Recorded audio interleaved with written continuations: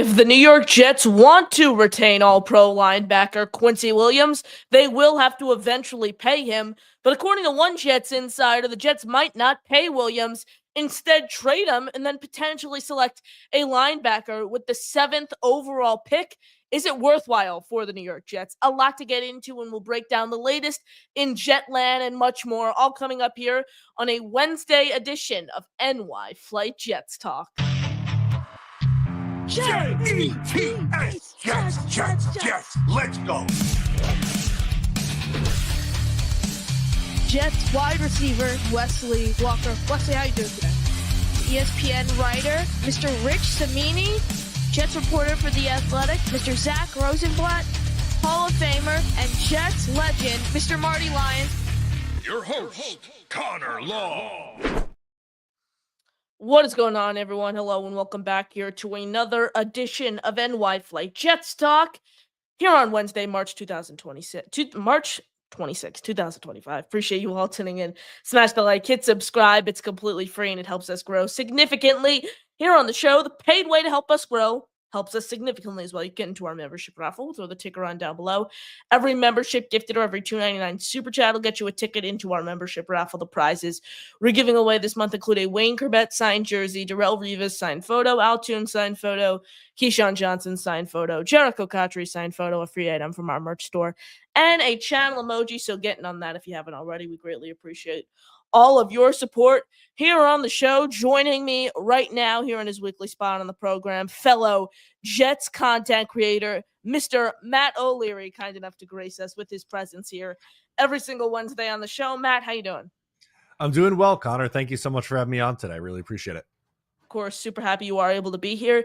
And I think what I said at the top of the show there, I think that's really where I want to start, between what Rich Cimini said about Jalen Walker and Quincy Williams on the latest edition of the Flight Deck podcast. He went out, he said Quincy Williams, last year of his contract, the Jets obviously just paid Jamie and Sherwood, Matt, to this lucrative 3-year, $45 million deal. Two very, very light linebackers in Quincy Williams and Jamie and Sherwood.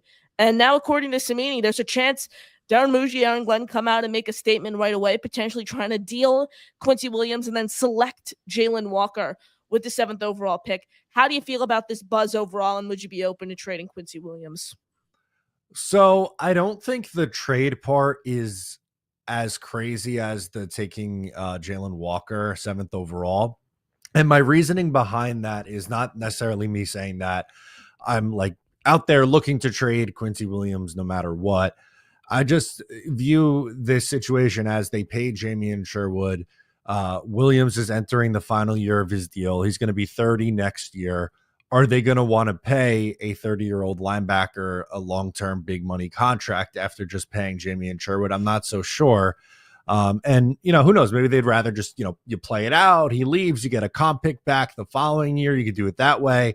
But if Muji and company, they would rather just get the draft capital now, then maybe trading him would be on the table. Even if they were to trade Quincy Williams, which I wouldn't say is like this really high percentage chance of happening, I don't think you then turn around and take Jalen Walker. Like, I just don't think that. He's an off-ball guy too. Yeah, he is. And he plays kind of all over. I was looking at his numbers from Georgia. He plays on the defensive line at edge. He plays at linebacker. I don't know really how he would be used at the next level, and I would still rather them stick with some of the main guys we've been talking about, whether it be Membu or Warren or Graham or McMillan, one of those players at the top of the first round. For sure. And the way I view this, Matt, you're getting worse no matter what. You trade Quincy Williams, you draft Jalen Walker, you're getting worse at the linebacker position. Plus, the Jets have so many needs right now that you need to address in the draft.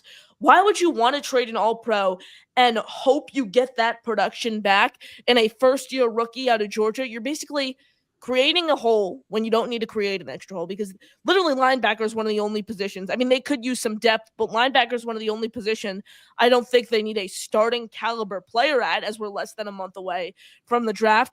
Why would you want to go ahead and create an extra hole when you don't need to?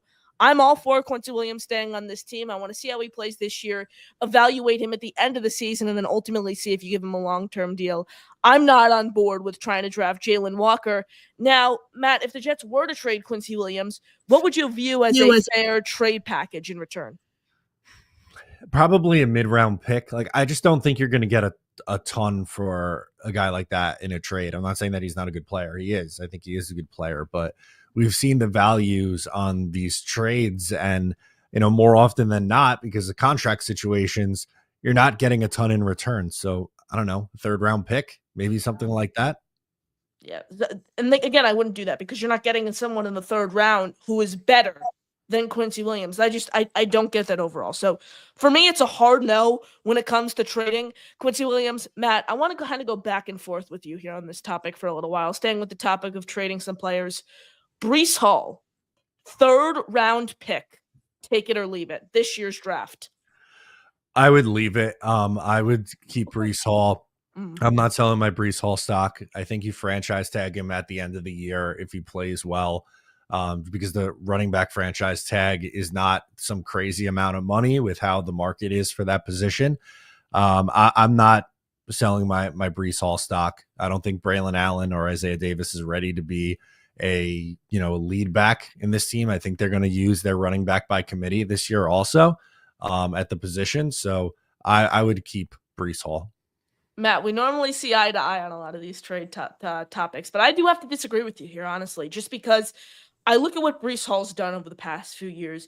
Obviously, that gruesome leg and knee injury, whatever we saw against the Denver Broncos. And you look at his tape since that Broncos game, just 4 weeks into his rookie season, that's really hindered his speed. Plus, I know a lot of people, and I'm not saying this didn't play a role in Breece Hall's overall, I think, struggles is what we can call it last season. The Jets couldn't find a way to get the run game going.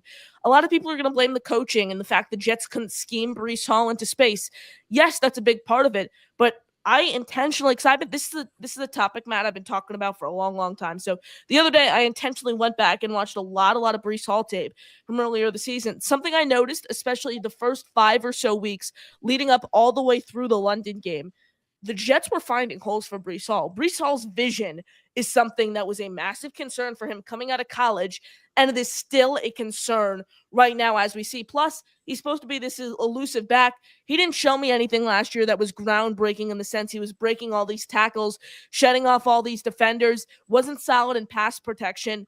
Why wouldn't you trade him? You said you wouldn't sell the stock. Why wouldn't you sell the stock when you can get someone like a Quinshon Judkins from Ohio State and with that third round pick who pretty much has great vision? Someone's able to get himself in speed. He's a very, very elusive running back. Why wouldn't you sell your stock in Breece Hall? Because I think the final 11 games are really more indicative of what we could be getting from Breece Hall going forward. I'm not going to disagree with you that he had a slow start to the year. He absolutely did. The first, 4-5 games of the year, 54, 62, 54, 4 yards, and then 23 yards. But after that, the final 11 games, he was averaging 4.7 yards per carry.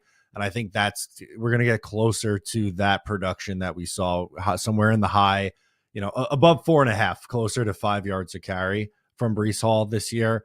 And I really like what he does in the receiving game. I don't think they used him enough as a pass catcher a year ago.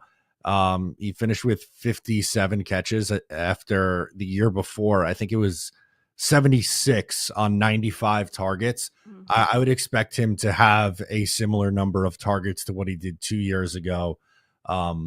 So I think his value in the passing attack can't be overlooked either. I respect what you're saying 1,000% there, Matt. Now, staying with the topic of that 2022 rookie draft class, we saw T. Higgins get paid, Devonta Smith paid a couple years ago, Jalen Waddle, Amon-Ra St. Brown, all these different comps for Garrett Wilson. 4 for 120. Are you paying Garrett Wilson that kind of money? Yeah, I wouldn't think twice about it. I think you absolutely do it. I think that's what the going rate is for a number one wide receiver right now. I think he is that. He's not going to get the Jamar Chase money or anything crazy like that, but can he get Brandon Ayuk or Amon-Ra St. Brown money? I think yes, and I would make that decision. Here's the thing. I think Garrett Wilson, when it comes to an overall production standpoint, Matt, wouldn't you say he aligns more in the group of a Jalen Waddle, Devonta Smith type contract, that 3 for 75, 3 for 81, whatever those guys got, compared to an Amon-Ra St. Brown, 4 for 120, someone he showed he's a clear-cut top 5 wide receiver in this league year in and year out. I mean, let's be real. I love Garrett Wilson. He's one of my favorite players on this team.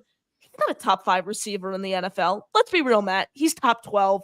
He's top 15. He's slightly above average to average, and you would be okay paying him that kind of money. Why is that? Well, the guys that you listed off as comparisons are wide receiver 2s on their team. And I think that's a factor into why they didn't get paid nearly as much. The production's similar, though. That's the thing. I don't mean to cut you off there, but the production is in line with Garrett Wilson for both those guys. That's the problem. And when was the contract signed? 2 years ago? Waddle and Smith were last year, I believe. Okay. So what's the AAV on those deals, roughly? I think Waddle got 3 for 85. His cap number this past year was $8 million. I mean, no, $9 million, excuse me. This year it's going to be 8. 2026 it's going to be 11. And then they put the big money, 33, 37, and 9 from 27 through 29. So that's what Waddle got. And I think Garrett is pretty much in line with Waddle from overall production. When it comes to Devonta Smith, what did Smith get? Smith got, I can see the cap numbers here, but Devonta Smith contract, his exact contractual numbers, he got 3 for 75. I think Devonta Smith is a better receiver than Garrett Wilson. Okay. The AV on that is 28.25 for Waddle and 25 million.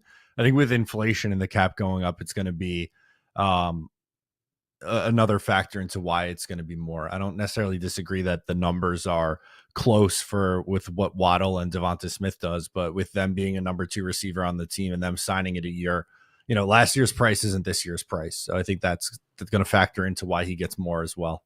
Would you be concerned at all, Matt? I don't think Garrett Wilson's going to get paid this offseason. If he gets paid, if he doesn't, that's a whole conversation. If he does, I do not think it's going to happen this offseason. Would you be concerned if Garrett Wilson is unable to make, is unable to produce with Justin Fields as his quarterback, unable to really get over that hump? Because it's impressive at all that he's eclipsed 1,000 yards these past few seasons, but that's the standard right now among wide receivers. You look at where he ranks among wide receivers in yards every year, it's 12 to 15. Like I said, that's slightly above average to average range for wide receivers at the NFL level. Let's say he has another year where he slightly gets over 1,000 yards, has 4 or 5 touchdowns with Fields, the guy he has chemistry with from college. Is that concerning to you by any means? I wouldn't say it's necessarily concerning. I think it would be just that's what he is. He's a guy who's going to give you 1,000 yards every year, kind of like Mike Evans is in Tampa Bay. And now his contract's a little bit different. He's older. He signed it at a different point. I would like to see a 1,500 yard season from Garrett Wilson. I think that's something that could be on the table in the future for him. I think he has that kind of talent, but I wouldn't come on and say 1,000 yard or 4 straight 1,000 yard seasons would be a concern for me. For sure. It's not a concern for me either, but I don't think 4 straight 1,000 yard seasons necessarily warrants 4 years for $120 million. That's the way I'm looking at it. If a team called you today, Matt, 2 firsts for Garrett Wilson, do you take that? Well, which team is it now? Like that's doing you have to draft a wide receiver. The Texans. The Texans.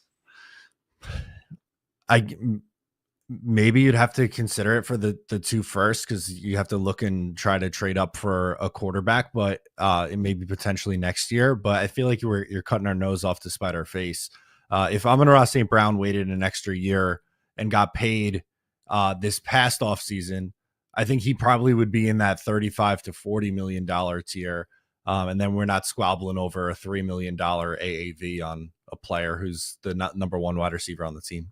Matt, I want to get into the draft with you a little here. Some pro day news, some high ranking, if you will, Jets coaches attending some of the pro days. I'm going to start off with the Louisville pro day. Offensive coordinator Tanner Engstrand was in attendance for that pro day, and that obviously means with the rumors swirling, the Jets are going to try to take a developmental quarterback, Tyler Shough.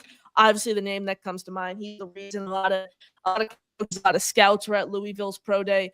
This is a guy who's going to be 26 years old before the season starts. And that's a little concerning when you think about it overall, drafting someone who's going to be 26 when the season kicks off. Where does Shook rank potentially on your developmental quarterback options? I would say he's maybe third in the developmental. Like I would say Will Howard and Kyle McCord, I would prefer as developmental options in that mid round. Let's call like those middle rounds, let's call it. And then Shuck is probably in that next grouping for me. I don't really love this quarterback class, so I'm not gonna like go to bat for necessarily one guy over another. And especially when you get out of the first round, it's significantly harder to hit on a quarterback. Not impossible. There's outliers, but the percentage chance of you hitting on your franchise guy outside of round one is pretty slim. So you kind of just have to latch on to some traits that you like. You know, Shuck has a good arm, but you know, he's been in college forever. He's an older prospect. I'm very lukewarm, you know, at best on him. Here's the thing with Tyler Shook, Matt. It wasn't like he was forced to stay in college. It's not like he decided, excuse me, it's not like he decided to stay there. He was forced because of all the injuries he had. But again, this is a man playing with boys when you really think about it. This is someone who's going to be 26 years old before the season starts, playing against 18 to 20-year-olds. Isn't that crazy to think, Matt? He's playing against guys who are 5, 6, even 7 years younger than him. So I think that has something to say for his, 31 touchdowns, all these crazy numbers that are being tossed around. Another pro day the Jets attended, a quarterback option I would be more open to is Quinn Ewers. He's not atop my list for these developmental quarterbacks, but Quinn Ewers, I think, could be an okay fit for the Jets. We heard that they had a formal meeting at the Combine. We heard that the Jets were meeting with Ewers ahead of his pro day. And then Aaron Glenn and the Jets co-director of player personnel, John Carr, were in Texas for the Longhorns pro day. Thoughts on Quinn Ewers? He's a guy, he's been banged up the last couple of years, so I think injuries are a little concerning for me. He wouldn't be my preference on a mid-round swing, but again, like there's not one guy in particular that I think stands head and shoulders above the rest. I think just for me, it's the injuries that might be a little bit of a red flag. Matt, there's one for me who is atop my list as a developmental option. Give me Will Howard, baby. He's my quarterback too in this year's class, just behind Cam Ward. I know a lot of people are going to think that's crazy, and Shedeur Sanders is a clear-cut number 2 option. I just think Will Howard, you can get him. You can implement him into a pro-level scheme right away. He's 24 years old, which the age is one of the only concerns there, but he has a lot of experience, over 1,800 college dropbacks, which I think is really important. Led his team to a national championship this past season. This team, Matt, needs someone in the building. It doesn't even have to be a starter. Like Howard, if Howard comes in, he's not going to be a starter, obviously. He's a dart throw you take on day 2, day 3. But I think you need someone in the building who knows what it's like to win, and Will Howard brings that to the table, who led his team to a 14-2 overall record, I think it was last year, include a national championship win. Very, very accurate, capable of making plays in and outside the pocket, on the move. Those are all traits, really, plus his athleticism. I really, really like his athleticism. Those are all traits you need to win at the NFL level, and I think Howard brings that to the table, Matt. Yeah, I was going to say something that I think goes under the radar for Will Howard is the athleticism. I feel like that gets overlooked a little bit. Because he's so accurate. Yeah, he's a very accurate quarterback. And I think people just kind of look at that and the team around him and how he was carried. And, maybe some of that is fair, but I do think he deserves some credit, especially for the athleticism, which I feel like he doesn't get very much of any credit for that. For sure. I mean, those are really all traits you need to win at the next level. And Matt, the Jets have a lot of holes though overall. So I'm assuming taking a quarterback really isn't too high on their list given all the holes they need to fill, whether it's tight end, whether it's right tackle, whether it's adding help in the wide receiver room. Are you against taking a quarterback in this year's draft? Are you in the similar boat that I am? Hey, you don't have the quarterback room fit, you don't have the quarterback position figured out yet. You might as well, throw another dart at the board. I'm not like they have to come out of this class with a quarterback. If there's someone they like, fine. But with how the roster is, I'd rather use that 3rd or 4th round pick on trying to find someone who could be a role player for me this year. Interior defensive line, linebacker, safety, maybe tight end. I'd rather go, depending on what you do earlier in the draft, I'd rather use a selection on one of those spots than I would a quarterback who only probably has a very, very slim chance of working out. For sure, 1,000%. I completely get where you're coming from, and I know both of us are very, very, very high on tight end Tyler Warren out of Penn State. We both think he should be the pick and number 7. Him and Ted McMillan are pretty much 1A and 1B for me. And the guys I really, really like. But Colston Loveland from Michigan is the name that's really been emerging. I had Matt Miller on the show last night of ESPN, and he said it's going to be a hot take, Connor, but he said if he's the Jets, he's taking Loveland with the 7th overall pick. And that's certainly a hot take, but Loveland, you look at his production overall throughout his collegiate career, it's almost neck and neck with Tyler Warren. The main thing, though, he's coming off a shoulder injury, which is still going to take him a little while to rehab from. Do you think Colston Loveland at number 7 is just a little rich for the Jets, Matt?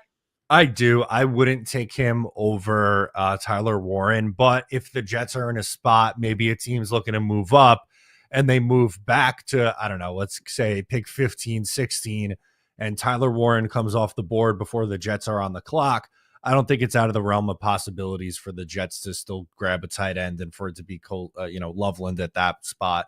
But it would have to be if they moved back from pick 7 for me.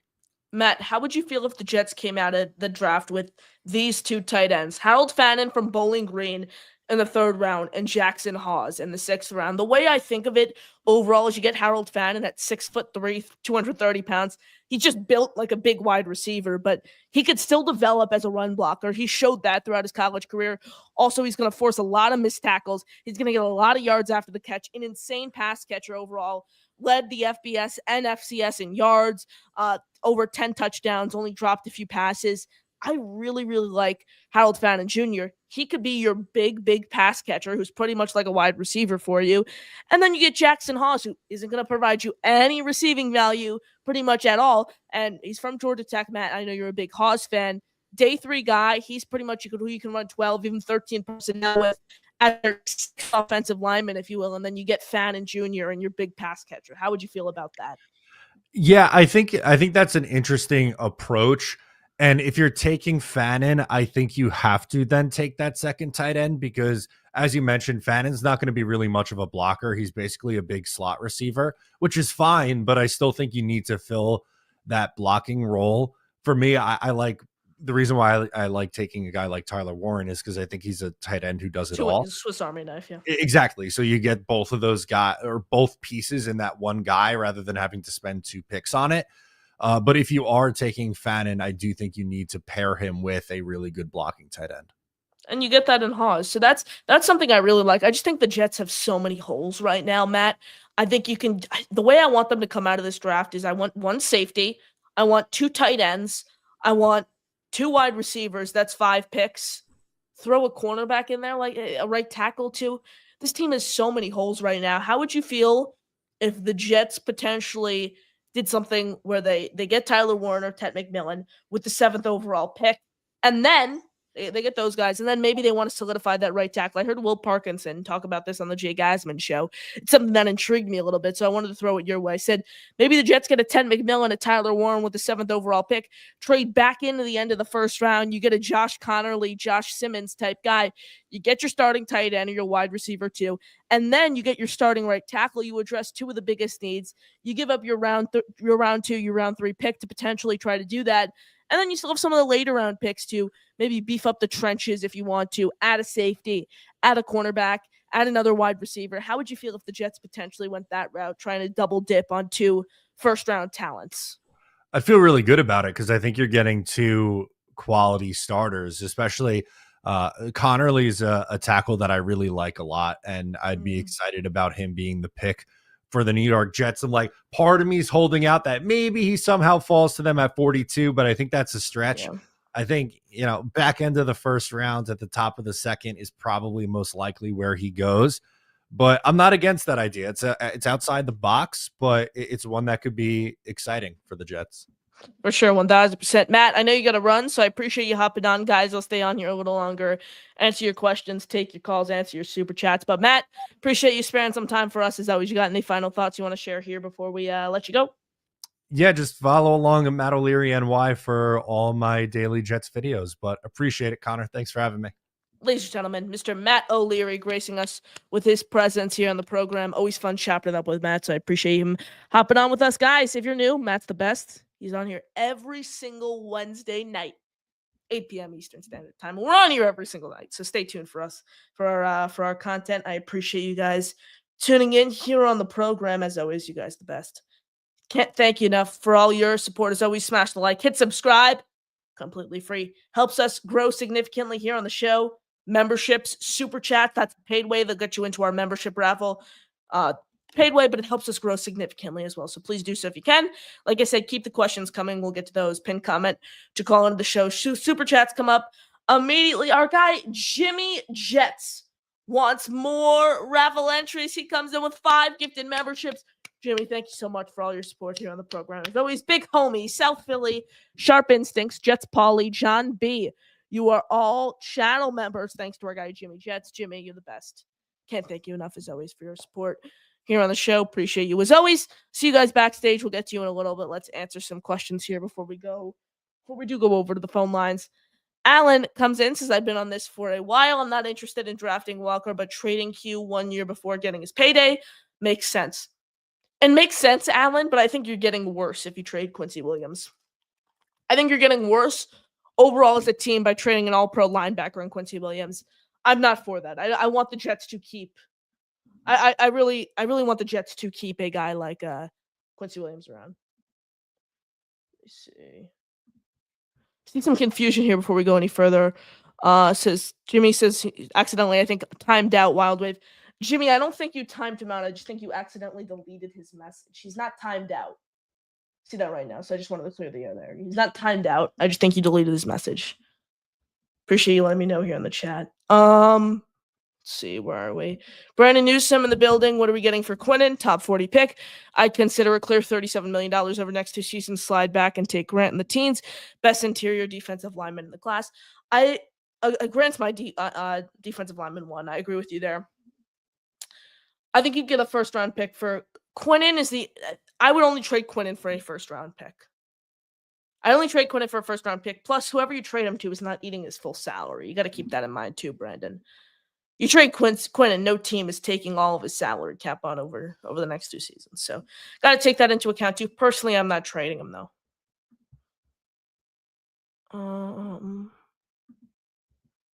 Let's see, where are we? Brandon comes back and says trading Quincy also makes sense. No logic behind giving him a significant pay increase and allowing him to walk for nothing next season. I don't want to trade him right now. Like, this guy was an all-pro just a couple years ago, who's a leader on this defensive unit, who's a really, really solid linebacker. I want Quincy Williams to stick around.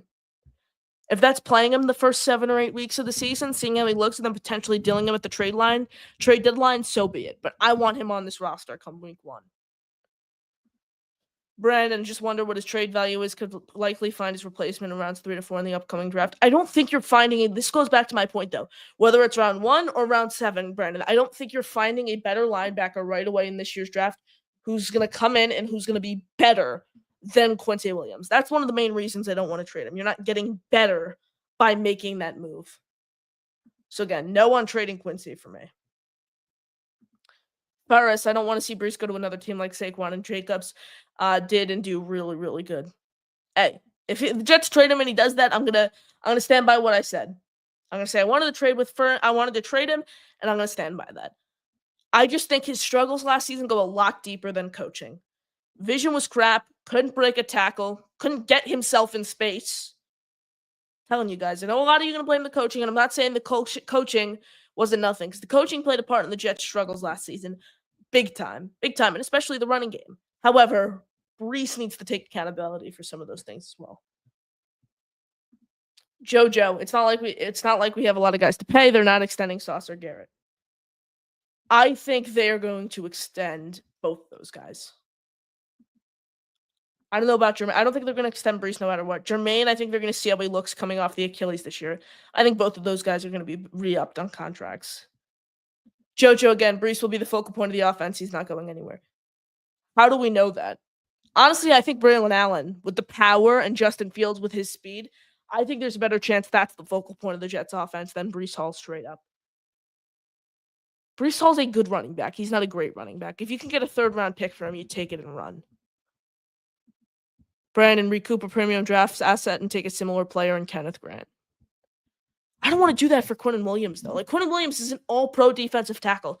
He's a top defensive tackle in this league. Unless you're picking up a top 15 pick and the next team is eating a ton of his salary, I'm not trading Quincy Williams. Allen, Jets need a Jack Campbell type linebacker to complement Sherwood. Because I agree with that 1,000%. You have a light line. You have two light linebackers, Quincy Williams and Jamie Sherwood. You just paid Jamie and Sherwood. Quincy's payday's up next. I don't know if he's going to get paid. I'm looking at some of these guys right now in this year's draft. Like, you're talking Jack Campbell type. Let me pull up his exact weight and what is he? Like 6'3"? What is Campbell? 6'4", 6'5", 240? Let's see. Campbell is 6'5", 246. I'm looking at my draft board right now, like 6'5", 246. There's not a lot of those guys in this year's draft. Maybe it's Danny Stutzman from Oklahoma in one of the later rounds, but really, are you getting better by essentially flipping Quincy Williams for Stutzman? I don't get that. Sean, I don't really want to draft a quarterback in this year's class. I like to fill as many starting spots as possible and grab the quarterback next year. I get that 1,000%, Sean. I just think it's worth taking a flyer on the quarterback position. I think you can address a lot of the needs in this year's draft. You're not going to every single need in this year's draft you're not going to address every single position in this year's draft. I think it's worthwhile to use a pick and take a flyer on a quarterback, especially if you're Darren Muji and you really, really like him. I think it's worth it in my eyes. Where were we in the chat here? We'll go to this one from Jimmy before we go to the phone lines, who says, what did you say you wanted to get back from Breece? I'd say third round pick. Third or a fourth and a fifth. That's what I'd take. Third or fourth and a sixth. That's what I'd take for Breece. That's what I'm doing. Appreciate you all tuning in. Smash the like button. Hit subscribe. Completely free, and it helps us grow significantly here on the show.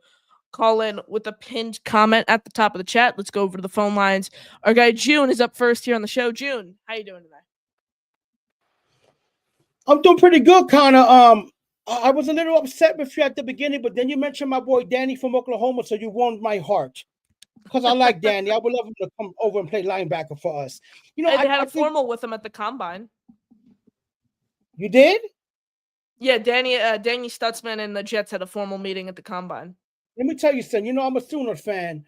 Mm-hmm. That dude, when you put on the tape, that dude is in every tackle.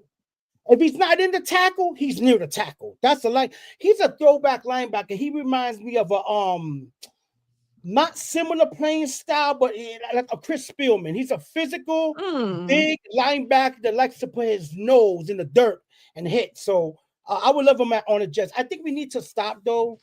I see Jets fans do that a lot. Oh, let's trade Quincy Williams. Hold up a second now. Hold up. Quincy Williams got drafted 3rd overall in 2019, is it? 19, correct. Right before Salah. Career. I'm not giving him up for no draft pick. Even if they gave you a first-round draft pick in the top 5 this year, are you trying to tell me that's going to guarantee you that you're going to get a player like Quincy Williams? Are you out your damn mind? He's the best overall player on our team. It's maybe not right away, June, but I think if the Jets feel really, really confident in a Mason Graham, for example, or a Kenneth Grant, and they can find a team to, I think it depends a lot on how confident Darren Muji and Aaron Glenn are in the top half of this year's draft. Let me tell you something, Connor. Mason Graham will pray to God that he can tie Quincy Williams' shoelaces in the pros. No, I'm not a Mason Graham. I like Mason Graham. Kenneth Grant's my DT1. Quincy Williams is one of the best players in football in his position. I will be upset we get rid of Quincy Williams. I know. Let's stop talking about it because my blood pressure goes up. I don't want to think about somebody trading Quincy Williams. Now, Breece Hall, I understand your vision with that. I know what you're saying. That makes more sense. Last year, we don't know if we're going to show him the money. He hasn't been stepping up. But damn, what they want for Quincy Williams have stepped up every year he's been in the league. With no help. They took away the whole defensive line last year on him. No help. Kinlaw? You're better than Kinlaw on the line right now. Let's leave Quincy Williams Solomon alone. Thomas. About that. I'll tell you what, though. People thinking about, talking about yours and all that stuff. Let's not forget that Texas is deep. Horns down, but that's a deep college. Like they were there to probably watch a plethora of players. I mean, the Texas Longhorns were stacked this year with talent. That's why they went head-to-head before the Ohio State like that. So, I tell you what. Remember I said this. Don't be surprised if we draft your boy, Golden. Matthew Golden.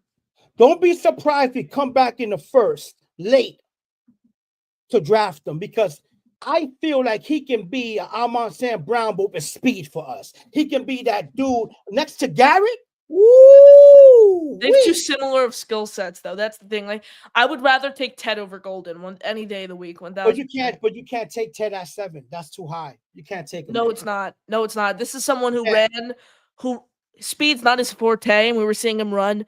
People were saying he's going to run a 4.6. Some even said a 4.7 for Ted McMillan. He was running a high 4.4s, low 4.5 at his pro day. I think Xavier Restrepo was even running a little slower than that. And Xavier Restrepo is supposed to be known. Said, but I don't know about that. I'm going to be honest with you. As a pro prospect, I like Igbokwe more than Ted McMillan. That's my opinion. Same. No. Ted would fit in the Jets wide receiver room way better than Emeka Egbuka. No question about it. You can't. You think Ted would fit better? Yes. Because you have Emeka Egbuka is Garrett Wilson. He's 6 foot. He's light, and he's going to be different type of player though. Because I feel like Egbuka is more of a smooth. He's like smooth with his. He's not. I just feel like he's a more. I don't like Ted McMillan like that. He's good, but at 7, when you're talking about taking a wide receiver at number 7, you better be Antonio Dan Brown. When you get in the NFL, you better be on some different level. I don't think he's going to be that dude in the league. I don't see that in him. Who do you want to take at pick 7? Don't get mad at me. Are you going to say Membo? Yeah. But this is what I mean. You're saying it's why you can't talk about. If you're going to say Membo's your number 1 option, you can't come at me for positional value at wide receiver. No. I'm going to tell you this.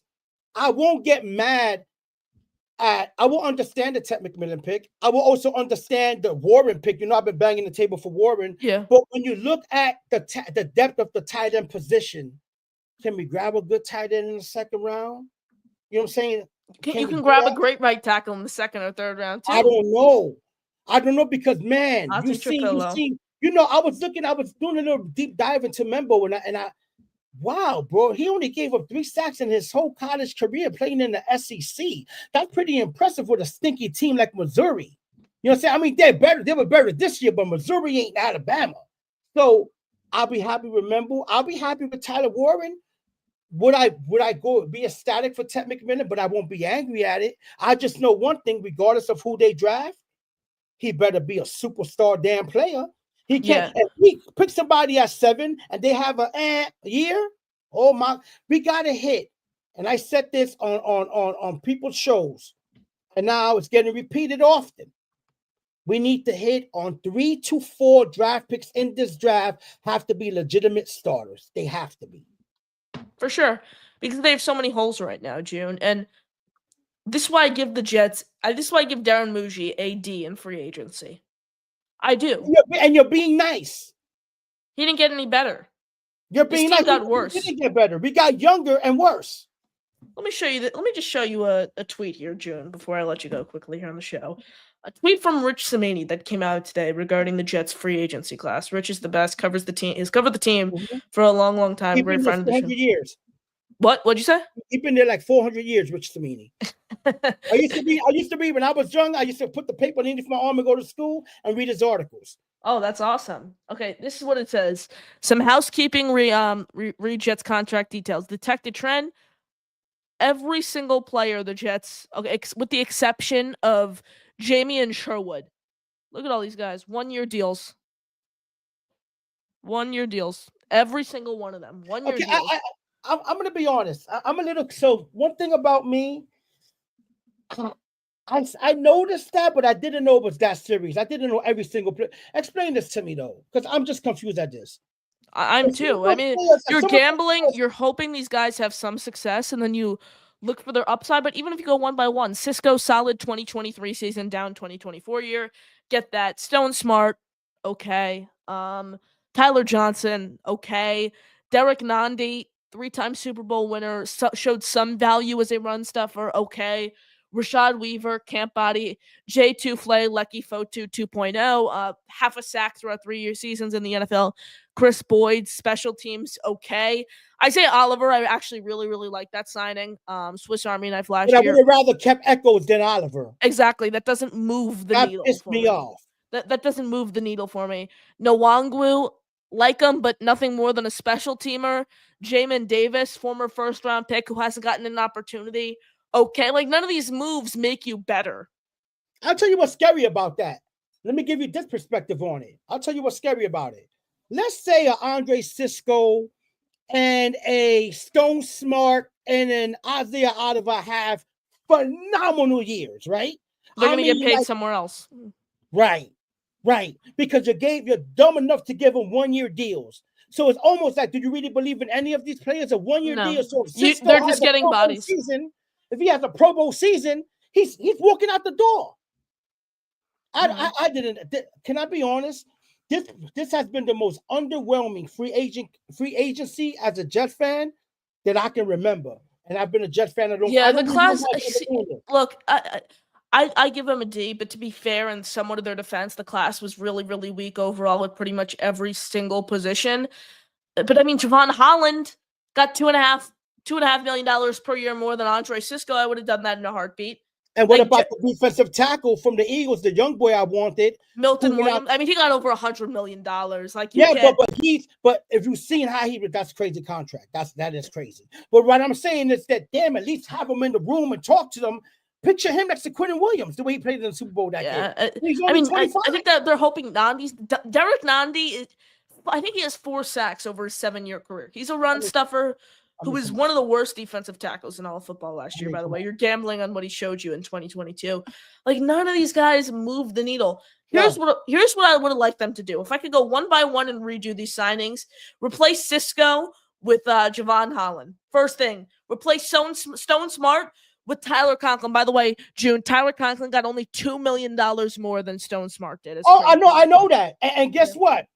I don't know if Aaron Glenn has this thing going on with him where he doesn't want too many players from the old regime. Conklin has been a respectable team leader, never gave us issues, never complained, always showed up, made some great catches, and really was underutilized. We should have never let him walk out the door, especially with no tight ends. It makes no sense. 1,000%. Tyler Johnson, replaced that with Josh Reynolds. Familiarity with he got a little bit of talent. I like him. Johnson? I like John. But again, what is he more than a wide receiver 4, a wide receiver 5? That's the thing. Like, but that's what he is. We know that he's not going to be a wide receiver. So I don't exactly. That's the problem. I appreciate the call, June. I appreciate you checking in here on the show as always. Just none of these signings move the needle. That's the bottom line. You look at this roster before free agency and after free agency.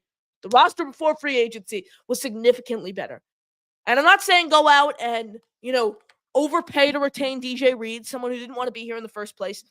But like I said, Javon Holland, Josh Reynolds, bringing back Tyler Conklin, moves that aren't going to cost you the house compared to the guys you just paid. 1-year deals to guys who are really nothing more than camp bodies when you think about it. That's what's frustrating for me. Jets had a guy like Tyler Conklin. You could have paid him $5-7 million, 1-year deal to come back. He walks to the Chargers for less than $5 million, which was frustrating. So that's where I am right now. Appreciate you all tuning in. 45 minutes here on this Wednesday evening. Smash the like, hit subscribe. Going to wrap up here soon. So last chance to get your final thoughts in here. Before we do wrap up, back tomorrow, 8 p.m. Still working on a guest, but we should have a guest. I could say that. Finalizing some plans for a new draft party. So when I get that in line, I'll do that. I'll get that to you guys. I'll end with this one for Mile Waves. The more I think about it, I'll trade Breece for a 3rd round and draft Travion Henderson. I draft Quinshawn with that 3rd round pick, but that's my point. You could get a running back in this year's draft who was better than Breece Hall. That's where I come from, and that's why I want to trade Breece. So, and with that one from Wild Wave, appreciate all you guys as always.